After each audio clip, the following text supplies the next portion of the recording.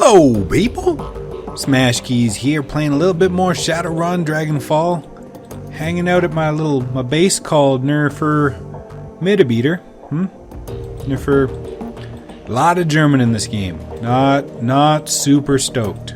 That's cool. I've got a big scary looking dog that I can't really talk to. I'm hoping he's going to be helpful. Where we last left off, we're being sent to go talk to a man about a giraffe. I think. I vaguely remember that. So welcome back to Shadowrun Dragonfall. Rhine Nuger Import Shop. Oh man, speak English. If you live in this country... I'm just kidding. We're not even in the right... Who are you? Ooh. You... It's a gnome. I'm not laughing at somebody with dwarfism. In Shadowrun, gnomes do exist. I don't remember seeing any gnomes in the last Shadowrun game, but believe me, they do exist. The dwarvish... Okay, well, she might be a dwarf. I don't know. The dwarvish tech vendor smiles at you with practiced ease, her almond eyes twinkling with a glare from a dozen trid screens. She speaks in a clipped, heavy-accented German. Why don't you think that I'm German? Why are you speaking to me in English? Welcome to the Data Haven. Can I help you with something? Need some tech? Tight on schedule? Show me what you got.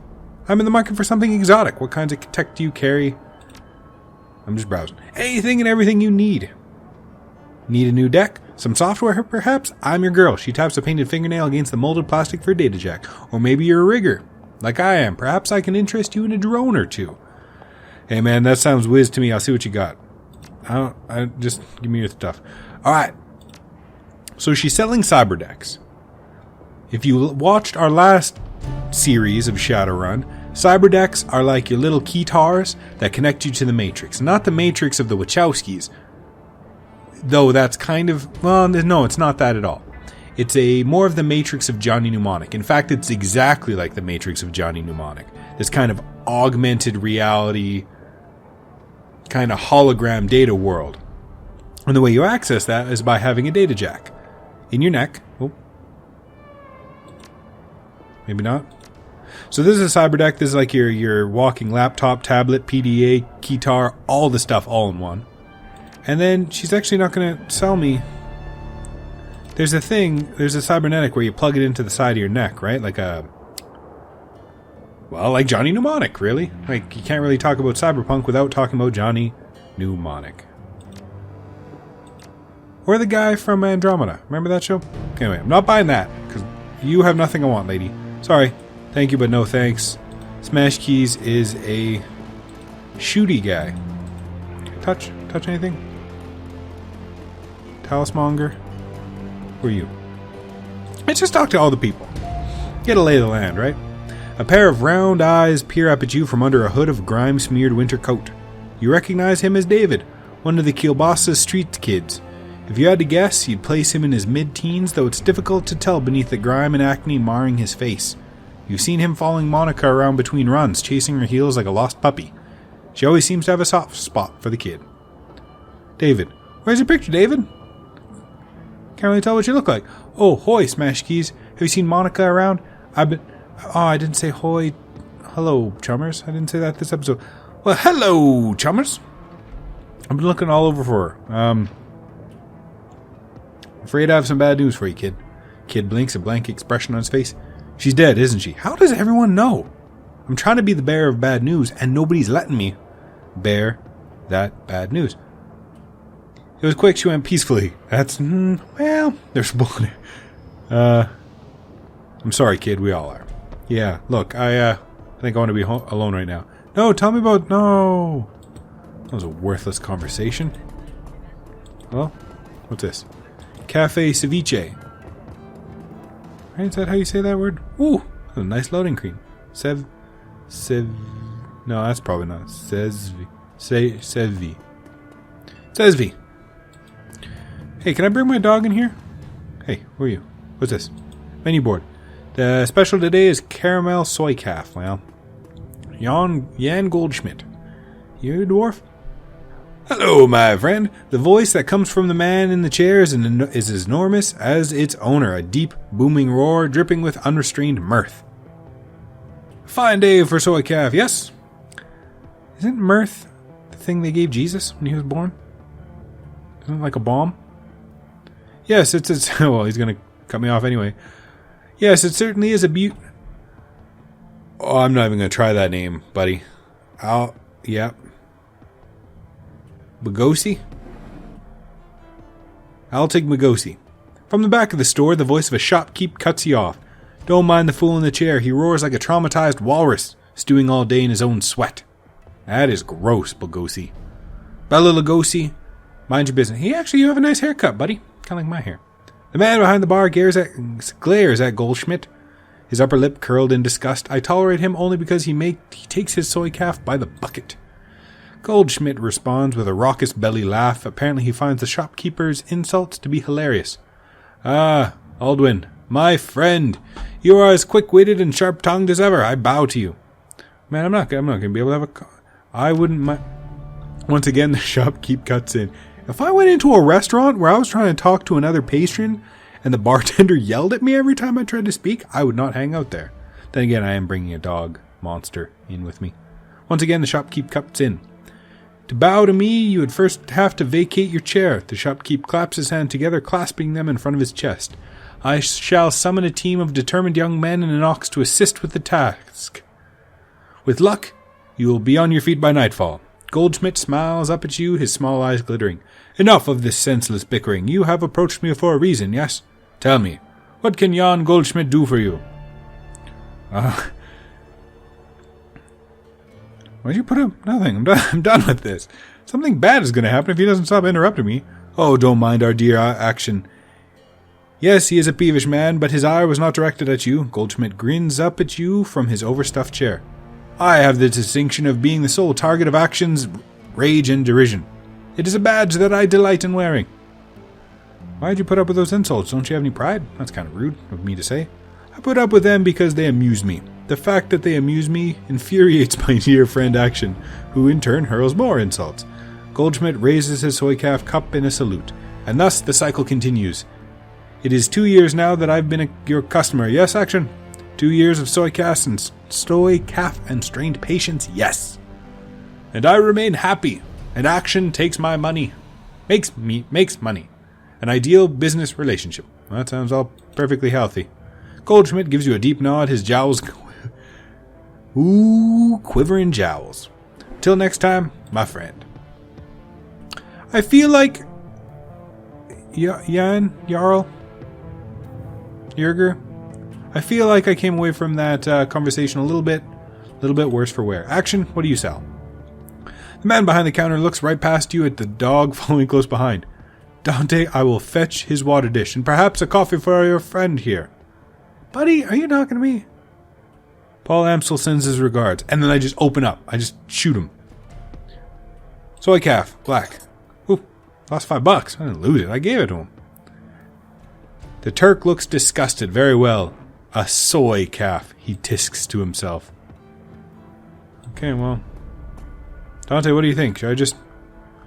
kind of forgot what I was supposed to do, Dante. Do I kill this guy? I was sent to kill him, right? Dante? Dante, you're not giving me any...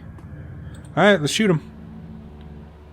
The man behind the counter has a broad smile and open demeanor of classic Turkish street vendor. Welcome, honored... Why is nobody speaking any English? Not a lick. People are speaking in Shadowrun parlance, right? Everyone's saying Drek and Whiz, eh? Then there's also people speaking in foreign languages. Honored Efendim. Welcome, and how can Bugosi serve you today? Would you like a cup of coffee, perhaps? Coffee is in real coffee, not soy calf? Yes.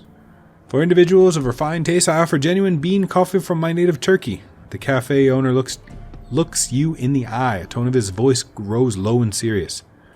This is a top-shelf item, my friend, and not for the general public, only for those few discerning connoisseurs who can properly appreciate it. I think I'm the sort who can appreciate it. Tell me about Turkish coffee. It is hand-picked by my family in Turkey, a true delicacy of the sixth world. This one's considered a luxury even before the awakening, when bean coffee was everywhere, every street corner, they say. Bugosi leans in close, lowering his voice to a conspiratorial whisper. Long hours in the shop have perfumed his body with the commingled scents of coffee, incense, and applewood tobacco. Trust me, if your coffee experience has been limited to soy calf, you must not deny yourself this opportunity. You will see God. Alright, how much? This is a specialty item, delivered at some cost. I cannot part with it for less than 50 new yen a cup. 50 bucks! Done. I didn't lose it, I gave it to him. Very good. Bogosi hands you a ceramic travel cup, which he then fills to the brim with dark, steaming liquid. The scent is intoxicating. Is there anything more I can get you? Yeah, your death. Paul Amsel sends his regards. Oh. When he hears Amsel's name, the Turk's voice lowers and his accent becomes less exaggerated. His eyes take on a knowing look. Ah, very good. Please express to Herr Amsel my appreciation of his patronage. If he needs any more catering jobs seen to in the future, I am always happy to provide. Catering, I don't follow. He tells me you're developing the menu for a friend of his now. Herr Winters, I believe. I want to hear about it. Paul is always being pleased to say. He tells me you're developing the new menu for a friend.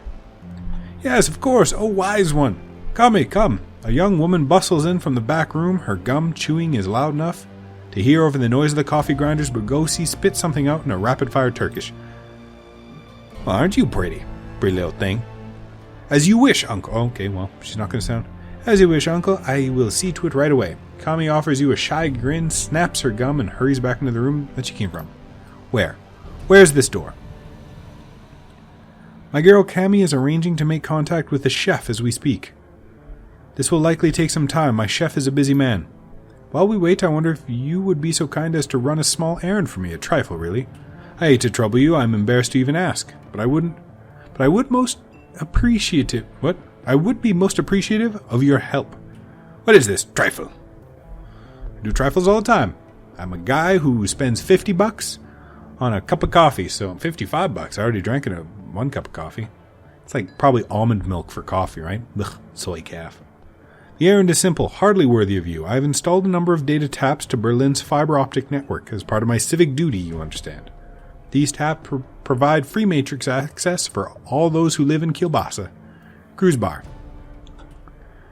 In order to maintain their anonymity, each tap's protocol buffer must be reset every few days. I simply wish for you to visit each data tap and reset it. That's it? There's no catch. I assure you it is time-consuming and a bit tedious, nothing more. Just reset the taps and come back when you are finished. There should be 3 of them scattered around this neighborhood. The first one is just outside. Look for a metal box with yellow arrows painted atop it. By the time you return, I should have information of Herr Amsel requested. Dante, what do you think? You trust this guy? That's what I thought. Alright, let's go, Dante. Hey, pretty mama. Oh. Hey, pretty mama. No, can't talk to you. Alright, let's go. Touching data taps. What does a data tap look like? Right here? That's one. Ooh, beautiful. So, let's just run around, I guess. I don't know. Let's go investigate everything, Dante. Let's look around at everything. Oh. Dante, bark if you see anything we can touch. Oh, look, there's something over there. I'm just gonna go touch her bag. Okay, touch her bag. Oh, tip the dancer. Toss $5 in her bag.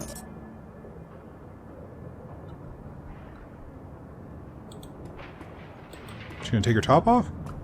That's not this kind of game. U-Bahn. Okay, let's not try to leave. Let's just wander around. I feel like the music got real scary. Real scary all of a sudden. Am I gonna be shot? I feel like I'm new to the neighborhood, and I look kinda like I should be shot. You looking for some magic, mein Freud? Nope. No, thank you. I've got the cash, old guy, blah blah, got the flash. Triage Cyber Clinic. Oh, here's another data tap. So this guy probably sells cyber tech, right? So a cyber clinic is. Hello. Do you sell me stuff for cheap? As you approach the elf, you notice that he's in mid-conversation. His lips move rapidly and his voice comes out in a low, quiet tone. The glossy plastic shell of a high-grade comlink glints on his wrist. Listening on this conversation. Doing your best to look uninterested, you lean in slightly and strain your ears. You find that you can make out the doctor's end of the conversation. No, the price is I'm quoting you is more than fair. Well below market value. In fact, if you can't pay it, that's your problem. What is that name? Zabier? Escabel? Zabier Escabel. Yes, I know that the price has gone up. This is a seller's market. Well, then you'll just have to find more money or go without. I'm sorry, but I have to go. I have a patient. He presses a button on his comlink and looks up at you with a $1 million smile on his face. Sorry about the wait, my friend. Welcome to the Triage Cyber Clinic. He extends his hand to you. I'm Doctor whatever my name is, and your name is... Shake his hand. Smash Keys. A pleasure. Pleased to meet you, Smash Keys. What can I do for you? I need cyberware. What do you got? How much money I got? Woo! Broke. So, see, that's the thing I got plugged in my head. Data jack. A requirement for riggers, deckers, and those that want to use the smart link weapon.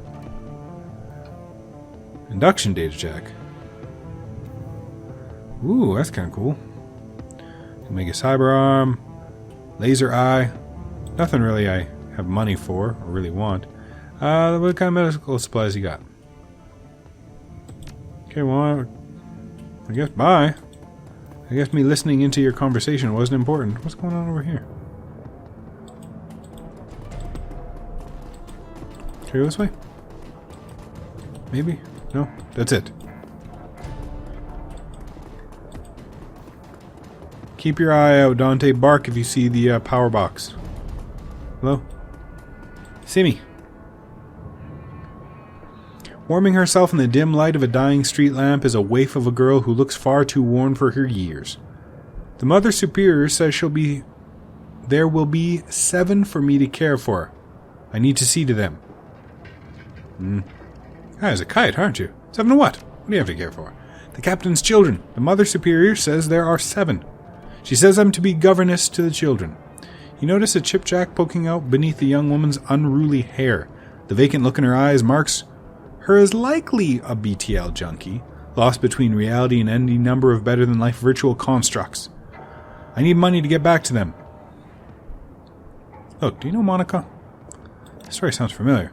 Captain Von Trapp is very well known and respected. The poor dear lost his wife and the children their mother. A child should not be without a mother, and a mother should not be without a child. Have you seen the captain? I want to say this is... She's like plugged into kind of her dream space of a BTL chip. So she's like watching The Sound of Music.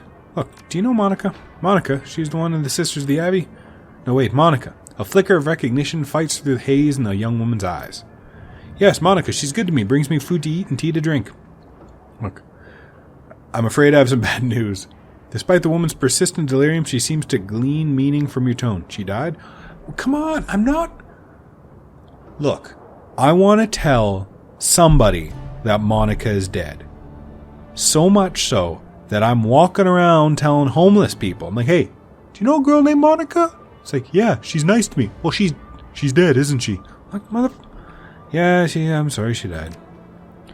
The girl grips her head with the claw-like hands tugging at her hair if she might pull her brain out through her skull. I don't like this, but I can't switch it off. The girl's frail body shudders and her eyes grow large, but she does not sob. Instead, she smiles a sad smile which looks to have been worn all too often. She will go to heaven, she told me. It is a place for good people, stillborn babies, and childhood pets. And she was a good person. The girl then begins to mumble to herself while fingering her hair and that covers the data jack in her head. I'm going to step away now. Yes, good, I need to rejoin the children. I feel like I'm a bad person, maybe? Oh. Statue? Touch the statue. A bizarre monument towers before you. At the top of the pedestal, the form of an angel stands, its outstretched wings looming over the small park. But the material is strange and uneven, giving the statue a cold Frankenstein-esque appearance. It appears that the artist has welded this monument together from various metal scraps and pieces of junk. As you approach, a small, grimy monitor at the base of the statue flickers dimly to life. The grainy face of a smug young orc appears on screen. Hello there, I'm Herbert Kunzel, the creator of this monument. What would you like to know? Press 1. This is my tribute to victory, the victory of anarchy. It is both a citation and parody of the statue we destroyed some 20 years ago. You may remember, it from the history trids as the whole Sigsail or Gold Else. Alright, installation history. Isn't it obvious that Sigsail, a monument to the hubris of the Prussian state, gets blown to bits? So someone takes a lot of bits and builds a monument to the hubris of anarchy. I mean, what more is there to say? Well, I don't know, art, I guess. I am the visionary Herbert Gunzel from Lindvermer. You might know me from... Okay, well, there isn't much I'm known for yet, but I intend to change that. All art is born from misery, after all. I like to imagine this wasn't a recording. It was actually a phone call, like the artist is so bored. Well, that looks kind of cool. Phone rings. It's an old obsolete phone booth. It's ringing. Pick up the receiver. A monotone pitch-adjusted voice begins speaking almost immediately. Come on! The Schockwellennerder contract for the keys is no more. Smash Keys is listed as the follow-up contact. This is our only secured line to the keys. Please listen to the following instructions carefully if you are a supporter of our cause. Continue listening. We have phone booths in strategic locations throughout the city. Within each one, you may find a request posted for specific information. If you can obtain a copy of this information, return here and submit it via the port below the receiver. We will verify the authenticity for the information remotely and post an undoctored copy of it to the Matrix ourselves. It is our stated goal for this information to remain free for all. However, you will be compensated for sought-after information returned to this location. Keep an eye out. Don't know what that was about. Oh, hey, look. The final data thing. Boop. As you are resetting the data tap, you notice that someone has duct taped a small homemade receiver to the system and earplug dangles from the receiver. Put the earplug up to my ear. The sound of heavy machinery makes it difficult to hear the words that are being spoken. After a moment, you find you can make out two distinct voices. A nasal woman who sounds like a heavy smoker, and a man who speaks in a high-pitched, breathy tone. Just heard. Monika. Need to verify. Good for us.